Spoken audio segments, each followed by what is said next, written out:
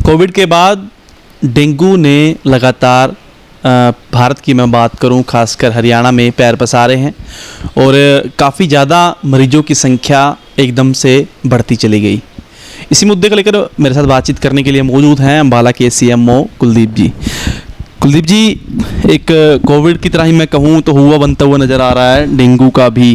क्या कारण है कि इस बार इतनी ज़्यादा संख्या इतने लेट समय तक, जब सर्दी जो है वो पड़ रही है, लेकिन अब मामले इतने ज़्यादा क्यों है इस बार?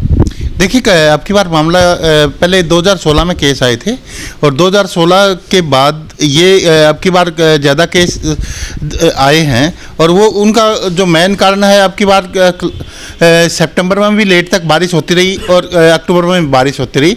और जो वाटर लॉगिंग है, वो वाटर लॉगिंग के कारण ये है कि जगह जगह गड्ढों में पानी भर गया, तो वहाँ पे पानी खड़ा होने के कारण उसमें जो मच्छर अंडे देते हैं, उसके बाद प्यूपा से लार्वा और फिर मॉस्किटो बनता है। तो लगातार पानी उन गड्ढों में खड़ा रहा और उसके कारण जो मच्छर पनपे। और आपको पता है कि जो एडीज मच्छर है, जो जिसके कारण डेंगू फैलता है, वो आमतौर पे एक साफ पानी में पनपता है मच्छर और ये और दिन के टाइम पे काटता है। तो अब की बार जो टेम्परेचर है, टेम्परेचर भी 25 से 30 डिग्री के आसपास, जो इस मच्छर के लिए अनुकूल टेम्परेचर है, तो उसके कारण मच्छरों की बहुतायत है, आपने देखा है। तो उसके कारण जो डेंगू के केस हैं वो अक्टूबर में, और मैं ये सोचता हूँ मिड नवंबर तक ही चलेंगे। सर, आमतौर पर एक बुखार होता है, सबसे पहले हम गांव के ही डॉक्टर से कोशिश करते हैं, उसके बाद केमिस्ट से दवाई ले लेते हैं। तो सर, ये कितना खतरनाक है? क्योंकि हम एक बात चलती है कि प्लेटलेट्स डाउन हो गए हैं, उसमें दवाई का भी एक रोल रहता है। तो इसमें कितनी चीज़ खतरनाक है कि ऐसे ही बिना टेस्ट के हम दवाई खाते रहते हैं? देखिए, टेस्ट आप डेंगू के लिए टेस्ट करवा सकते हैं। डेंगू के लिए NH1 एंटीजन का जो टेस्ट है सरकारी अस्पताल में फ्री ऑफ कॉस्ट हो रहा है और लगभग हम 400 से 500 टेस्ट हर रोज़ हमारी मोलिकुलर लैब में, जिसमें कोरोना के टेस्ट होते थे, उसी में हम टेस्ट कर रहे हैं और उसकी रिपोर्ट भी हम विदिन 24 आवर देने की कोशिश कर रहे हैं। जिनको डेंगू के बारे में आपको बता दूं, डेंगू के 75% मामलों में यूजुअली कोई लक्षण नहीं आता है, तो थोड़ा बहुत मामूली सा बुखार होता है। जो 25% मामले होते हैं उनमें अभी 3 स्टेज होती हैं। पहली स्टेज में बहुत तेज़ बुखार आना, जो 3 से 5 दिन या 7 दिन तक हो सकती है। फिर क्रिटिकल स्टेज होती है, अभी वो आती है सिर्फ 1000 में से एक आदमी को। जो 24 से 48 जो बुखार खत्म होता है, उससे 24 से 48 घंटे में को हम क्रिटिकल स्टेज बोलते हैं। फिर कन्वलसेंट फेज होता है। कन्वलसेंट फेज में क्या होता है, भी थकावट लगातार रहती है, कमजोरी में लगातार बनी रहती है। तो ये 3 स्टेज डेंगू की है। हाँ, जो आप ये कह रहे हैं कि गांव में लोग अभी दवाई वैसे ले लेते हैं, मेरी सभी से सिर्फ रिक्वेस्ट की है कि अगर दवाई बुखार के लिए लें तो पैरास्टामोल लें, पैरास्टामोल के सिवाय कोई दवाई ना लें।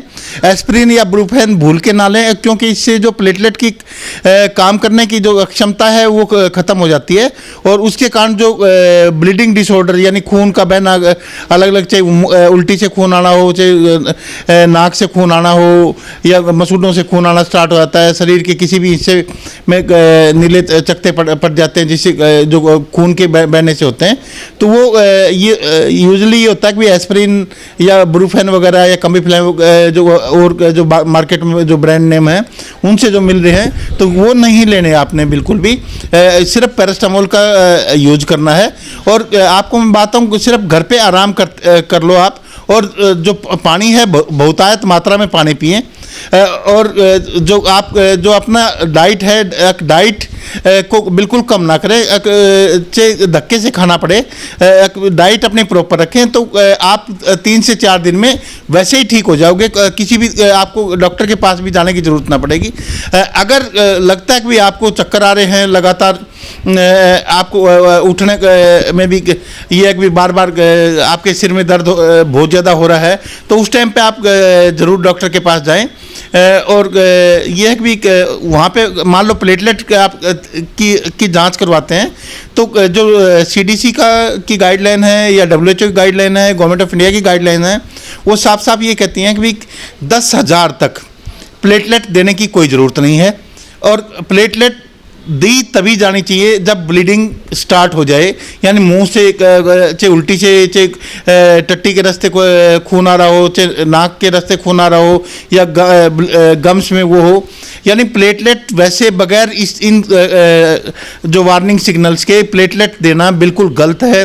ये CDC भी बोलते, सेंटर फॉर डिजीज कंट्रोल भी बोल रहा है, NCDC भी बोल रही है, और जो गवर्नमेंट ऑफ इंडिया की गाइडलाइन वो हो, WHO साफ किसी भी देश में ऐसे, जैसे हमारे यहाँ पे साफ कुछ एक प्राइवेट डॉक्टर्स सिर्फ अपना मुनाफा कमाने के लिए प्लेटलेट दे रहे हैं, जो मरीज को नुकसान पहुंचाता है, उसका कोई फायदा कुछ नहीं होता, क्योंकि जो शरीर में प्लेटलेट बनाने की शक्ति है वो शरीर अपने आप कम कर लेता है उसको, अगर बाहर से प्लेटलेट या खून बगैर किसी रीजन के दिया जाता है तो।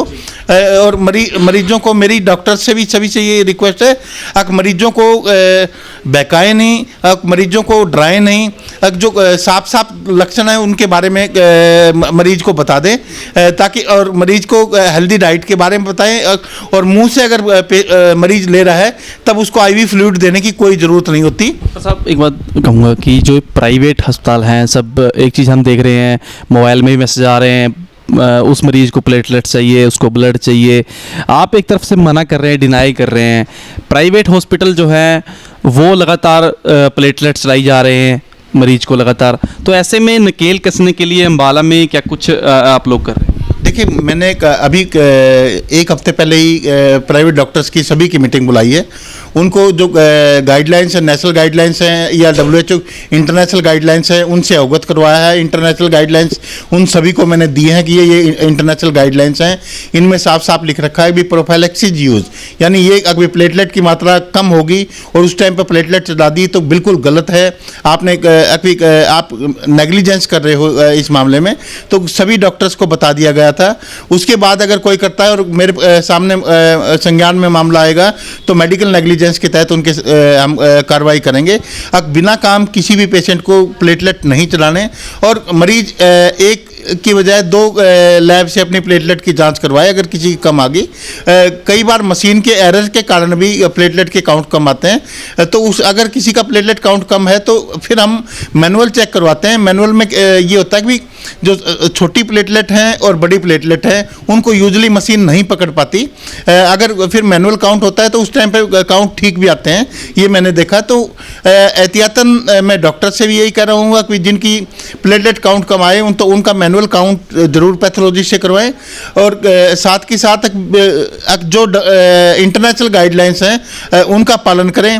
बिना काम जो अपनी सालों साल जो ट्रेडिशन चला रहा है उसको छोड़ दें, और जो इंटरनेशनल बिल्कुल एविडेंस बेस्ड गाइडलाइंस हैं उन्हीं को मानें। डॉक्टर साहब, अम्बाला में फ़िलहाल डेंगू की क्या स्थिति है, और एक सवाल चाहूँगा कि जो डेंगू है वो शरीर में कितने दिन पॉजिटिव रहता है? देखिए, डेंगू जो एक आदमी से जो डेंगू मच्छर में फैल सकता है, यूजुअली 4 से 5 दिन ऐसा क्रिटिकल पीरियड होता है। दूसरे दिन से मच्छर, अगर मच्छर डेंगू के पेशेंट को काटेगा तो उस मच्छर में डेंगू चला जाएगा, और वो मच्छर में 3 से 4 दिन में इतनी ही मात्रा में हो जाएगा कि वो आगे जिसको भी काटेगा उसको डेंगू होने के पूरे चांस हैं। और इस जो मच्छर की एक जो आदत है कि ये मल्टीपल बाइटर है, यानी एक ही बार में कई आदमियों को काटता है। तो एक ही बार में एक आदमी से अपना पेट नहीं भरता, तो ये एक कमरे में बैठे हुए एक ही मच्छर कईयों को डेंगू फैला सकता है। तो जो डेंगू 4 से 5 दिन तक एक आदमी जो डेंगू का मरीज फैला सकता है, और जो डेंगू रहने की संभावना है, डेंगू एक बार बुखार जिस दिन उतर जाता है उसके बाद डेंगू फैलने की संभावना एक आदमी से ना के बराबर होती है। सर, अम्बाला में कब तक समझे हम स्थिति जो है वो काबू में आ जाएगी, ख़त्म हो जाएगी?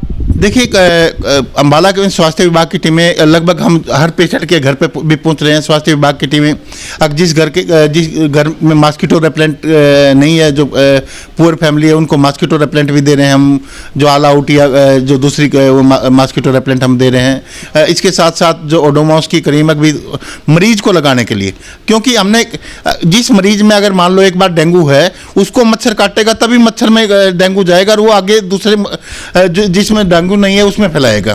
तो जिस मरीज को में घर में डेंगू है उसको मच्छर ना काटें। तो मेरी लोगों से ये वो है, उसके पास 24 घंटे जो मॉस्किटो रेपेलेंट की जितने भी ऑल आउट है या जो दूसरे ब्रांड हैं, आप उनको जला के रखें या उसको मच्छरदानी में रखें, और 4 से 5 दिन जब तक बुखार नहीं उतरता उस पेशेंट के ऊपर मच्छरदानी या उसके आसपास मॉस्किटो रेपेलेंट लगाना जरूरी है। डॉक्टर साहब, एक लोगों के मन में सवाल आ रहा है कि सरकारी रिकॉर्ड में मात्र 200 केस हैं, जबकि प्राइवेट हॉस्पिटल भरे पड़े हैं। तो ऐसे में क्या प्राइवेट हॉस्पिटल छुपा रहे हैं, लोग छुपा रहे हैं, या टेस्टिंग लैब वगैरह का डाटा भी आप तक नहीं पहुंच पा रहा? नहीं, टेस्टिंग लैब का डाटा जो प्राइवेट हॉस्पिटल में यूजली जो टेस्ट हमारे हॉस्पिटल में भी हैं, वो रैपिड डायग्नोस्टिक टेस्ट से करते हैं, RDT से करते हैं, जो एक स्टिप मेथड होता है और वो वैलिड नहीं माना जाता। सिर्फ जो एलाइजा मेथड से टेस्ट होता है उससे जो पॉजिटिव आता है उसी को हम पॉजिटिव मानते हैं। हमने ये देखा है यूजली रैपिड टेस्ट से जो 10 पॉजिटिव आते हैं, अगर उनको फिर मशीन पे भेजा जाता है तो उनमें से सिर्फ 2 ही पॉजिटिव आते हैं। तो प्राइवेट में जितने प्राइवेट प्रैक्टिशनर्स हैं, वो एलाइजा मेथड से ना करवा के रैपिड से पॉजिटिव आ गया तो उसका डेंगू का इलाज स्टार्ट कर दिया। तो इसके कारण ये आंकड़ों में हेरफेर है। हाँ, मैं ये ज़रूर मान रहा हूँ ग्रामीण एरिया में शहरी एरिया के मुकाबले बहुत ज़्यादा डेंगू के केस हैं, और डेंगू के केस इसलिए सामने भी नहीं आते, लोग अपने घरों में आपको खुद कह रहे कि RMP से दवाई ले ली, किसी केमिस्ट से दवाई ले ली, वहाँ पर दवाई लेते रहते हैं और उसके कोई अपना टेस्ट नहीं करवाते। इसके कारण भी डेंगू के केस जो कम रिपोर्ट होते हैं। तो ये थे डॉक्टर कुलदीप सिंह, जिन्होंने साफ तौर पर बताया कि डेंगू जो है वो उम्मीद है आने वाले समय में लगातार मामले जो हैं वो कम होंगे, और फिलहाल जो डेंगू केस बढ़ रहे हैं उसमें एक बड़ा कारण भी है कि लोग जो हैं वो दवाई बिना स्वास्थ्य सेवा की निगरानी के घर पे ले रहे हैं, केमिस्ट से ले रहे हैं। सेल डाउन करने में, प्लेटलेट डाउन करने में उसकी भी एक बहुत बड़ी भूमिका रहती है। तो अगर आपके आसपास, आपके परिवार या आपको अगर किसी को भी डेंगू के आसार लग रहे हैं, बुखार लगातार कुछ दिन से नहीं जो है होता, तो आप स्वास्थ्य विभाग के पास आइए। अम्बाला के जो सरकारी मोलिकुलर जो लैब है, पॉलीक्लिनिक लैब है, वहाँ पर आप फ्री ऑफ कॉस्ट जो है इसका टेस्ट करवा सकते हैं। लेकिन कहीं ना कहीं सावधानी बरतने का अब समय है, और अगर सावधानी बरते हैं तो ज़रूर हम जल्द ही डेंगू को भी हरा पाएंगे। कैमरा पर्सन संजीव के साथ प्रदीप पंटाल, अम्बाला न्यूज़ अपडेट्स।